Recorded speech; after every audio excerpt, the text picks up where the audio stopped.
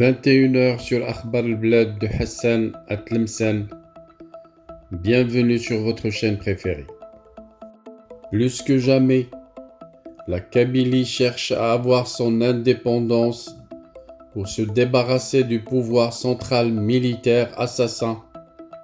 Nous allons parler dans cette vidéo des Shuhada de la cause kabyle assassinés par le clan Boumediene, Bouteflika et consorts.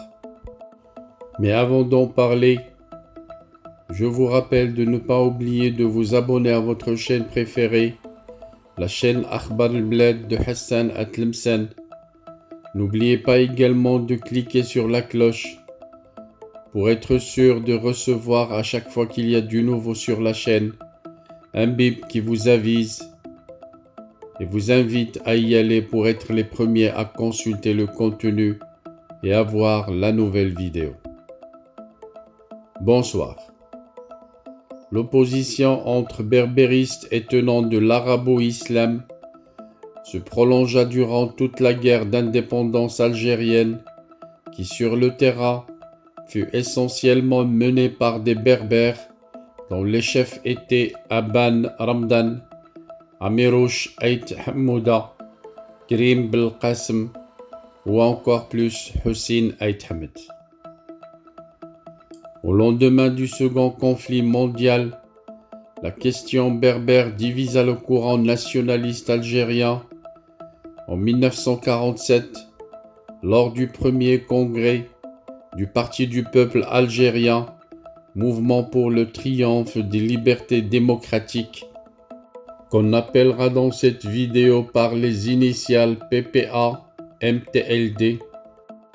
Lors de ce premier congrès, 4 Kabyles entrèrent au comité central du parti, dont Hussein Ait Hamed. À partir de ce moment, les Kabyles tentèrent d'introduire la revendication amazigh dans la lutte pour l'indépendance, en vain, car en 1948, le mouvement pour le triomphe des libertés démocratiques, dans son appel à l'ONU, inscrivit la phrase suivante: la nation algérienne, arabe et musulmane existe depuis le 7e siècle, ce qui provoqua la fureur de sa composante kabyle. En 1949, au sein de la section de métropole du PPA-MLTD, éclata la crise dite crise berbériste, qui opposa les Kabyles voulant faire reconnaître l'amazirité comme partie intégrante du nationalisme algérien à la direction arabo-islamique du mouvement. Ce fut à l'occasion de cette crise que fut posée la question de l'identité algérienne. Cette dernière était-elle exclusivement arabo-islamique ou berbère et arabo-islamique? Tout partit d'un vote lors duquel le comité directeur de la Fédération de France du PPA-MTLD, largement dominé par des berbéristes, vota à une écrasante majorité une motion rejetant le postulat d'une Algérie arabe. Après ce vote, les deux camps devinrent des adversaires féroces, pour ne pas dire des ennemis. Pour la direction du mouvement et pour Msaleh Hadj, arabisme et islamisme étaient les éléments constitutifs sans lesquels l'Algérie algérienne ne pourrait pas faire coaguler ses populations. Tout était donc clair, l'Algérie était une composante de la nation arabe, sa religion était l'islam et le berbérisme un moyen pour le colonisateur de diviser les Algériens. Les berbéristes se trouvaient alors dans deux grands courants.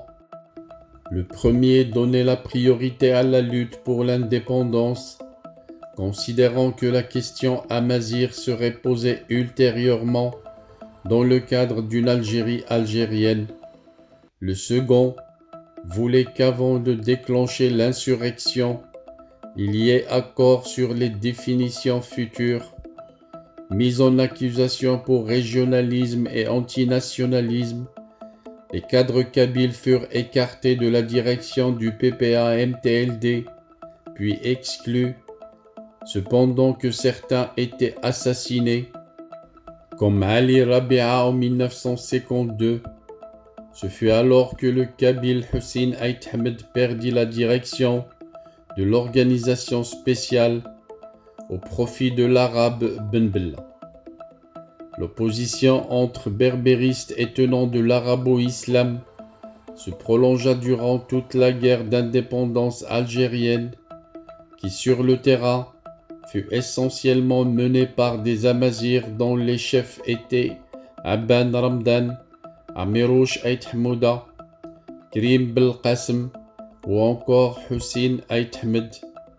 Comme l'a écrit Salem Shakir, l'un des soucis lancinants des responsables arabes pendant la guerre d'Algérie aura été de marginaliser les chefs politiques kabyles.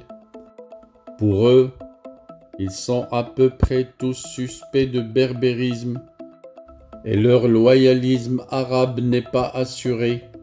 La liquidation physique d'Abban Ramdan, puis le long processus d'encerclement et de marginalisation de Karim Belqasem, et peut-être même la mort d'Amirouche, s'inscrivent dans ce contexte de rivalité arabe-kabyle, par-delà leurs divergences et les conflits d'ambition personnelle. Les principaux chefs arabes, Ben Bella, Boussouf, Ben Toubal, Boumediane, Bouteflika, se sont tous retrouvés sur la nécessité de briser l'hégémonie kabyle sur le FLN-ALN.